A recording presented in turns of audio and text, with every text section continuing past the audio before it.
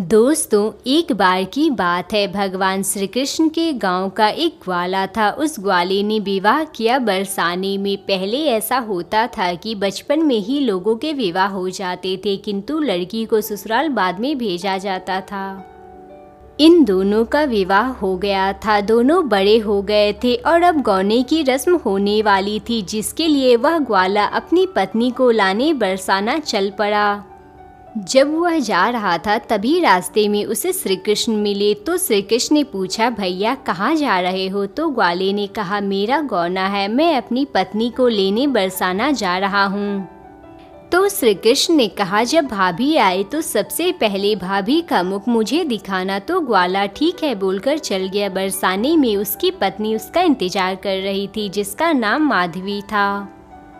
जाते समय माधवी की माँ ने उसे समझाया कि बेटी, तू नंद गांव तो जा रही है, परंतु ध्यान रखना, नंद गांव में एक नंद का छोरा रहता है, उसका नाम कृष्ण है। अगर वो तुम्हें गलती से कहीं भी दिख जाए तो उसे तुम अपना चेहरा मत दिखाना और ना ही तुम उसका चेहरा देखना। तब माधवी ने अपनी माँ से पूछा, ऐसा क्यों बोल रही हो?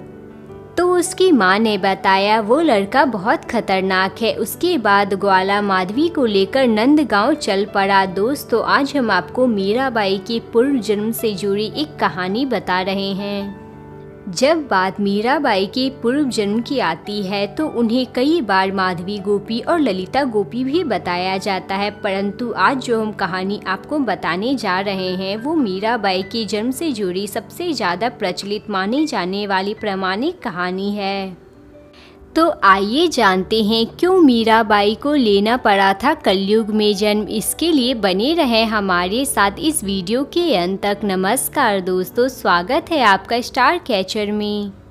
दोस्तों, जब वह ग्वाला नंद गांव की सीमा पर पहुंचा तो उसे सामने श्री कृष्ण मिले। तो वो बोलते हैं, अरे भैया ले आए अपनी पत्नी को? तो ग्वाला ने कहा, हाँ भैया ले आया। तो श्री कृष्ण ने तुरंत उससे कहा कि अपनी पत्नी का मुख मुझे दिखा। तो ग्वाला ने माधवी से कहा, सुनो, ये मेरे सखा है और इनका नाम कृष्ण है, तो इन्हें एक बार अपना मुख दिखा दो।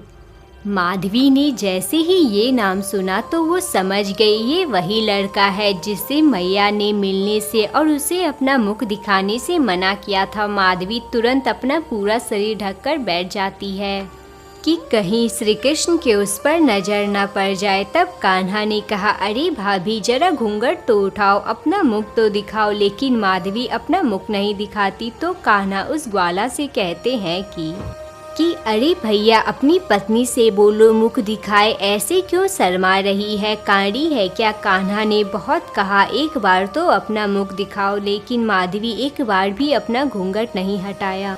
तो अंत में श्री कृष्ण ने कहा, ठीक है, जा तू भी क्या याद करेगी, मैं ना कभी अब से तेरा चेहरा देखूंगा और ना ही तुझे अपना चेहरा दिखाऊंगा। और भगवान वहाँ से चले जाते हैं और माधवी अपनी माँ को दी हुई वचन निभाती है। और जब जब उसे पता चलता है श्री कृष्ण आ रहे हैं या रास्ते से जा रहे हैं तो वो तुरंत दौड़कर घर में घुस जाती है और घूंघट ले लेती है। जब कान्हा गाय को चराकर वापस आ रहे होते हैं तो क्या गोपी, क्या नंद गांव का कोई ग्वाला सब के सब कन्हैया को एक टक निहारने के लिए अपने घर से बाहर दौड़े चले आते हैं और माधवी उल्टा दौड़कर अपने घर घुस जाती है। फिर एक दिन कुछ ऐसा हुआ कि श्री कृष्ण ने गिरिराज धारण किया, इंद्र के प्रकोप का निवारण किया और बारिश मानो रुकने का नाम नहीं ले रही थी। सब कोई इधर उधर भाग रहे थे। इसी भागम भाग में माधवी का घूंघट अचानक से ऊपर उठ गया और सामने उसने देखा एक हाथ जो गिरिराज से लगा था। जैसे ही उसने ये हाथ सबसे पहले देखा तो वो वहीं खड़ी के खड़े रह गई। इतनी सुंदर उंगली, ये उंगली किसकी है? थोड़ा आगे बढ़ी तो कंधे तक दृष्टि गई और आगे बढ़ी तो कंठ तक दृष्टि गई और आगे बढ़ी तो आंखों को देखा। और जैसे ही उसने देखा तो वो जहाँ खड़ी थी वहीं खड़े के खड़े रह गई। मुंह खुला का खुला रह गया, ना पलके झपका पा रही थी, ना हिल पा रही थी। तो एक सखी ने उसे हिलाकर पूछा कि माधवी तू ऐसे क्यों खड़ी है, यहाँ पर सब पर संकट आया है। तो माधवी उस सखी से पूछा कि कि ये आदमी कौन है जो इतना सुंदर है और जिसने गिरिराज को धारण किया है। तब गोपी ने कहा, अरे पगली, ये वही कृष्ण है जिससे तू भागती फिरती थी। तो माधवी की आंखों से आंसू निकलने लगे और अपनी माँ को याद करके कहती है कि माँ, ये तूने क्या करवा दिया, ये कैसी तूने शिक्षा दी मुझे। तूने मुझे आज तक कन्हैया के दर्शन से वंचित रखा, इसलिए मैं आज अभी इसी वक्त से इस लाज लज्जा को फेंक दूंगी। कहते हैं कि वही माधवी गोपी अगले जन्म में मीराबाई के रूप में मेवाड़ में जन्म लेती है।